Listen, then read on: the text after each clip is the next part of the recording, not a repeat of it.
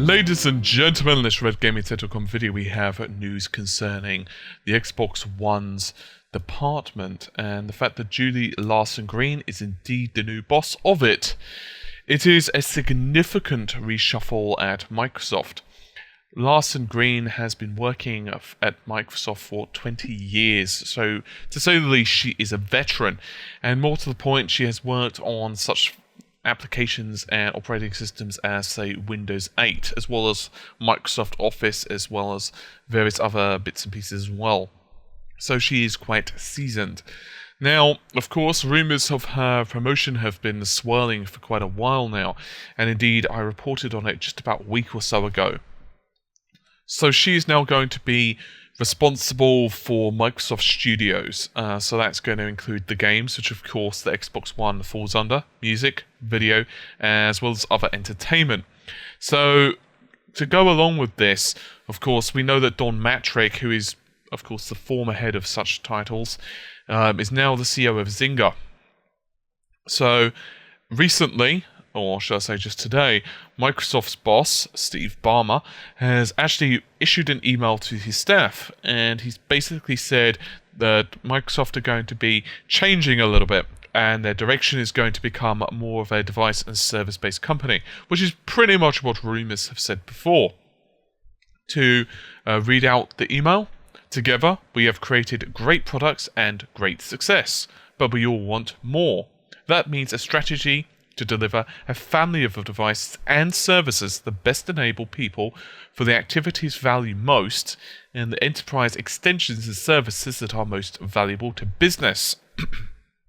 A new structure to bring this to market faster, stronger centralized services so that we can be more efficient and effective, priority focus areas, short and long term. New characteristics of how we work together. In other words, better execution and innovation through strategy and goal and discipline and engineering coherence. One Microsoft all the time, and that would be end of quote. So, the services and devices based direction isn't particularly new.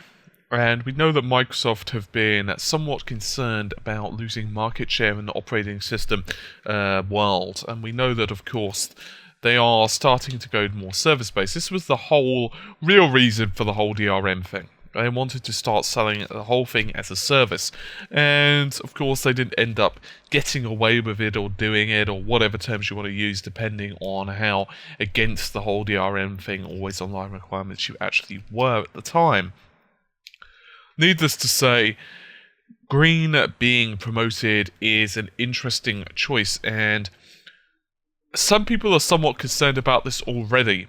One reason, of course, is just how Windows 8 turned out. Many will agree that you were either extremely disappointed with Windows 8, or you absolutely loved Windows 8. There were definitely issues with it. Specifically, the Metro UI and the removal of the Start button.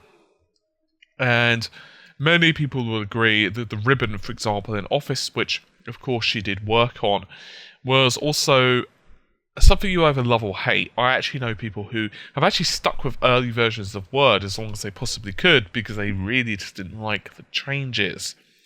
Regardless, obviously Microsoft do need to start evolving as a company.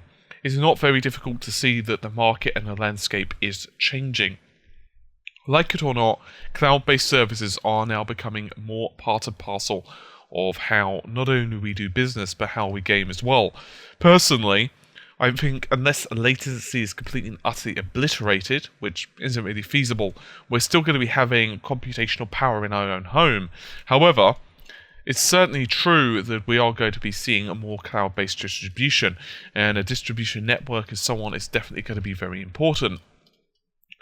I do, however, hope that Julie is still going to focus on the games first and foremost for the Xbox One. One of the issues, of course, that Mattrick had, at least in the eyes of gamers, was the fact that he spread himself, to many people anyway, too thin, believing that the Xbox One was, many people are calling it the jack of all trades and master of none. In other words, it doesn't really have a specific focus. Strangely enough, and you can check out another video from today if you want more information on this, Microsoft are even trying to push the Xbox One to small business owners, trying to tell them that you can justify it as a business expense. When many gamers would just say, that's absolutely ridiculous, you know, the real reason that you want to buy an Xbox One, tell us about the games. And of course, Microsoft have shown pretty good strength in the games, Titanfall for example. However, many would argue that there is still doubt in the mind of quite a few gamers, and there are still a lot of people on the fence. I think one of the issues is going to be that over Christmas, some people are going to, of course, pick an allegiance. They're going to say either Sony or Microsoft. I personally have ordered the PlayStation 4. I probably am still going to be ordering the Xbox One before Christmas, however. I am still pretty tempted on it. To be honest with you, it really depends on the lineup of games. Be honest with you, that's the thing.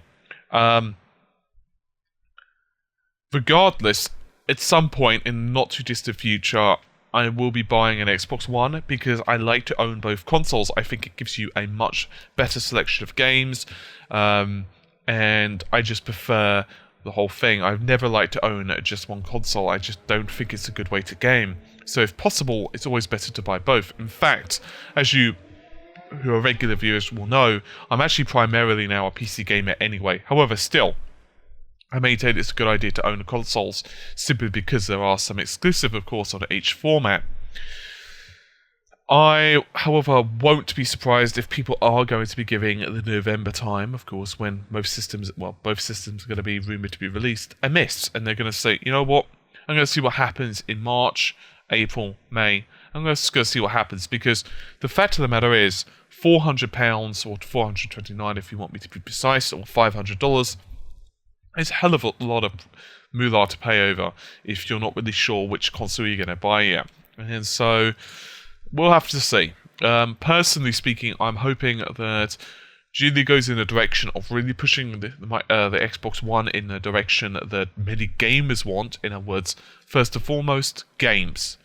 And sure, of course, we do want the cloud-based services. Sure, we don't mind the movies. We don't mind the music and stuff being delivered to us through the Xbox One. I have no issue with that. I just don't want it to be the primary focus. I want games to be pushed on us all the time. I want the best technology, the best gaming, and the other stuff to be an addition to that. Okay, you know what? I'm bored, or I need to just chill out for 10 minutes, 20 minutes. You know what? I might as well stick a movie on the Xbox One, or I might as well, listen to some music or whatever the Xbox One. That's cool. I have no problem with that. I just don't want it to be the first and foremost thing that people really think about. I don't want it to be, in Microsoft's mind, to be all part of the same thing. That's just my personal opinion, of course. As primarily a gamer when I think about consoles, maybe I'm a bit of a traditionalist in that respect. But hey. Anyway, hopefully you guys have enjoyed the video. I will see you soon. Take care, and bye for now.